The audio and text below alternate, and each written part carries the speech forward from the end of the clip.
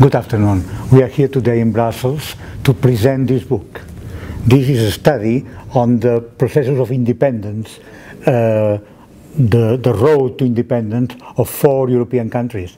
All of them members of the European Union and 3 of them members of the Eurozone. Those countries are Estonia, Latvia, Slovakia and Slovenia. And those stories, those 4 stories, are successful stories. Therefore, it's interesting to learn to pick up important moments, important decisions, and even if there is no 2 processes that are similar, that are equal, or that are exactly at the same pace, at least the important moments and important decisions are very close and very similar. And that is very useful to have 4 samples, to learn of them, and to adopt and take finally the best decisions in those important moments.